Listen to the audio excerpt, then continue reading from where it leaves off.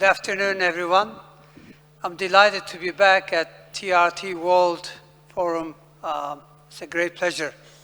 I remember I was here again at the beginning of the final session. I think despite the fact that it's a final session, there's a great crowd here. That means the subject must be pretty interesting. Look, I have a presentation to set the scene, but I will also try to squeeze a few slides on Turkish economy. I couldn't miss this opportunity. So it isn't just about the global trade fragmentation. Well, uncertainty has never been so high. If you look at some metrics, so clearly global policy uncertainty has peaked, it looks like it, or is off chart. And sentiment, surprisingly, is still constructive because the world economy has been quite resilient. Now the question is, can this be sustained?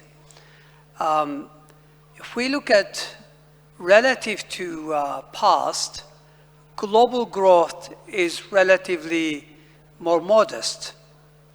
If you take a 5-year forecast, it's running at about 3% compared to pre-global financial crisis growth rates of about 4.5%, 5%. These are 5-yearly projections. Why? There are plenty of challenges, plenty of headwinds. Trade fragmentation or protectionism is the top, but of course we're also faced with high global indebtedness, aging world population. AI, of course, has huge promises, but at the same time could also be quite disruptive. Climate disaster seems like a reality. And finally, of course, everywhere you look, you have some form of geopolitical tension or conflicts. If I were to cover some of this, clearly protectionism is the new normal. While we may have occasional kind of like relief, like what we've had between China and the United States, but clearly the secular trend is that protectionism is here to stay. Why? Well, the root cause is relatively simple. There is an emerging superpower in manufacturing, in global trade, across the board, and that's China. But of course, we also have the established powerhouses, such as the United States. Look at this simple chart. 20 years ago, China accounted for less than 9% of global manufacturing. Today, it's over 30%. And if the current trend is sustained, it could be as high as 45%. These are huge numbers. So who lost the ground? Well, West, in general, has lost ground. United States, down from 22% to about 11%. European Union, down again by almost 10 percentage points. Japan, similarly, by about 10 percentage points. So clearly, this is the root cause.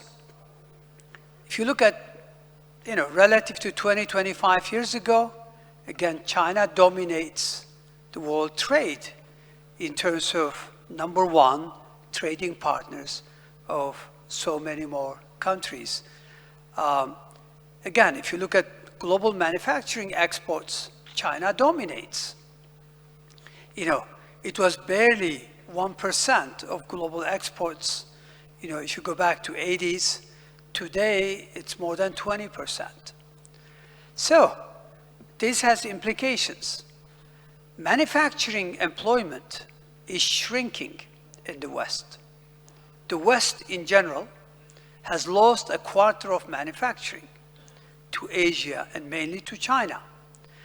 And more importantly, if you look at real wages in advanced economies, real wages have been stagnant, no real increase, while emerging market real wage growth is there. Now that is the source of social and political backlash when it comes to globalization, when it comes to rule-based global trade. Why? Very simple. When you lose manufacturing jobs, when you lose manufacturing, you also lose quite a few or quite a bit of services associated with that. So it's not just low-end manufacturing. So clearly, that is the source of tension, and that's not going to change. And therefore, protectionism is here to stay. Fixing this system is a very difficult one, because this is not about, essentially, this is about the established Western ecosystem losing ground to rising emerging markets, mostly to China. So how does Turkey feature? We seem to be relatively less vulnerable. Why? Because 62% of our exports go to countries that we have free trade agreements. More than 80% of Turkish exports goes to our immediate neighborhood, meaning near geographies, and friendly countries like Central Asia, Middle East, North Africa. So clearly that makes us less vulnerable, but we are not immune. One other thing that makes us relatively less vulnerable, one other factor, is that exports to GDP is relatively modest. Exports of services to GDP by international standards is more significant. And protectionism has not yet infected services trade, not yet. And that's why Turkey is relatively less vulnerable. Now, we see opportunities here because if globally we're going to continue to fragment, we might as well focus on regional integration. So Turkey sees regional integration as an antidote to global fragmentation. And that's why we are enhancing regional connectivity. We are seeking new FTAs, like with GCC countries, or upgrading existing ones like with the UK or European Union. And of course, we are investing in supply chain resilience. If you look at this map, it's really simple. The new development road is now a project that is likely to move forward. It's going to connect the entire GCC through Iraq to Turkey and to Europe and all the way to China. Turkey enjoys a significant, it is part of, significant component of part of middle corridor, and the new development road corridors go through Turkey, and that's key to regional integration through connectivity. As I said, we're doing well in services. Our services surplus this year is going to be about $65 billion. This is net services surplus. While we'll have $80 to $90 billion of trade gap. Tourism, we're very big. We're among the top 5. Construction, again, similarly. Medical tourism. Education is up and coming. Creative industries. According to The Economist magazine, we are the 3rd largest exporter of soap operas. Other areas. So clearly, we have relatively, again, resilient Turkish position. We more rely on domestic demand to grow and services exports. And that's where countries should be. And I think that's where you should look at, if you're looking at where to invest and where the prospects are better, that's how I would look at it. Another major issue is high global indebtedness. Global debt to GDP ratio has gone up dramatically over the past 25 years. Currently stands at 324%. If you decompose it and look at it by country groups, Turkey is 89%, emerging markets 242%, and world 324%. What does this mean in real world? Well, it means a lot of countries are going to struggle to spare money for infrastructure, education, healthcare, if they're going to have to pay more to service their debt. But Turkey is lucky in that sense because debt to GDP ratio is pretty low. And secondly, we are actually building fiscal space to transform Turkey, to implement structural reforms, to invest in productivity enhancing infrastructure, AI readiness, green transition. Aging populations is another major problem. I know this is not your theme, but I wanted to remind that it's not just global trade. There are many other factors that clearly interrelated. So aging population is going to become a major drag on global growth and, of course, on global fiscal outlook. Turkey, again, is lucky. We still have a 20-year window of opportunity before we talk about, losing demographic window of opportunity. We still have a huge untapped potential in terms of women, labor force participation rate, and we're taking steps to enhance female labor force participation rate. There are opportunities as well here. Silver economy is likely to go up, the size of it, from $5.5 trillion to $8.5 trillion. We think we're better positioned to provide medical services to global citizens, as well as provide elderly care in Turkey to global citizens. AI is a huge theme, I know, and I think this is the only area, if the world were to cooperate, where we could get immense, potential for boosting productivity and prosperity for everyone. But that's unlikely to happen because there is protectionism here too. And that's why this is likely to lead to geographic disparities, more income and wealth inequalities, unfortunately. Is Turkey ready? Well, we are ahead of emerging markets in terms of AI readiness, and we are investing very heavily in fiber capacity, 5G+, hyperscaler data centers. So we're doing all the right things. So the opportunity here, clearly, for our industry is that we can leapfrog. For example, we've done it in defense industry. We could do it elsewhere. So this is where, right now, we are focusing to boost productivity across all sectors. And as I said, leapfrog into high-tech industries and build competitive digital talent. Global warming is real. We're investing heavily in irrigation, $90 billion over the past 20 years. And we are pushing green transition aggressively, and that's really key. So we're speeding up renewable adoption. We've made significant progress, but more obviously is needed. And we think we could play a significant role in green tech. Why? Because according to a study, green tech potential,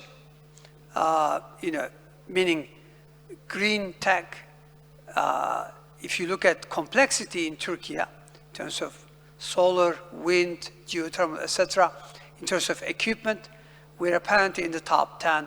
So we're trying to take advantage of this. And of course, again, global clean energy investments are going to be quite significant for quite a while. And we want to play a role as a country that provides not only equipment, but also provide, the whole services associated with it. Conflicts reminds us that there's going to be defense expenditures. Defense expenditures are going through the roof everywhere. That is a secular theme. Well, we have huge capabilities, and a few decades ago, meaning roughly 2 to 3 decades ago, we were among the top importers. Now we are 11th or 10th largest exporters. So clearly there are opportunities here, but we would prefer peace and stability in the region because we would benefit more. We want to rebuild the region rather than, make money out of defense equipment. And so if and when peace and stability becomes the norm, Turkey would be the biggest beneficiary in terms of its capacity to deliver reconstruction in the entire region. The final part of my presentation, and I couldn't avoid this because such a great crowd, I have to tell you a little bit about the program we are implementing. Our program is simple. We're trying to achieve price stability, strengthen fiscal position, and narrow current account deficit. Huge progress across the board. Structural transformation is key to making all these sustainable, and of course, better income distribution. We have 3 phases. We are currently in the 2nd phase of the program. Progress is significant. Let me skip this. Inflation is falling. We would like to get back to single digits soon. Hopefully it will happen over the next couple of years. We're moving up the value chain. If you look at Harvard Economic Complexity Index, we're doing all the right things, and high-tech and medium-tech exports as a percent of total exports is rising. Turkey is likely a candidate. It used to be. We kind of for the past decade have slowed. Now we're regaining momentum. We want to be back as a major regional hub for foreign direct investment because you're talking about including, foreigners in Turkey. Population is about 90 million, $1.6 trillion GDP, $18,000 per capita. That puts us among very few large markets. FDI has gone up by almost 20 folds over the past 25 years, but we think there is significant upside. We are hoping to achieve investment grade over the next few years. We've seen 2 to 3 notches rating upgrades over the past couple of years, and we want to maintain the relative outperformance of the Turkish economy. If you look at the past, 20 years, real GDP growth rate has averaged about 5.4%, and if you take 2002 as your base year, that's when President Erdogan assumed the office. That reflects the performance under President Erdogan's leadership. As you can see, Turkey is the red line. In real terms, our GDP has gone up from 100 to over 300. Compared to emerging markets about 298, you may think that this is a slight outperformance, but if you exclude China and India, obviously these are very large countries, then of course the outperformance becomes quite visible, and that would be the yellow line. So if you compare the red line versus the yellow line, the outperformance is quite substantial. To conclude, I think the theme that was left for the last session is going to stay with us for quite a while. Last year, I quoted Antonio Gramsci. Some of you may have been here, some of you may not. Gramsci, back in 1930s, in his prison cell, wrote extensively, and one of his quotes is, "The old world is dying. The new world is struggling to be born. Now it is the time of monsters." Well, the post-war World War II rule-based multilateral system is under huge strain because it no longer serves well to those who invested in it and created it. And therefore, until we get a new world, new rules, I guess we're gonna have to live with more uncertainty, volatility, complexity, and ambiguity. So the world's VUCA moment will continue for a while. Good luck to panel. I may have to run because I have a flight to catch. I'm really sorry, that's not my style. Last night I sat and, through the panel, but apparently, this panel got delayed, so I can't afford to miss my last flight. Thank you very much.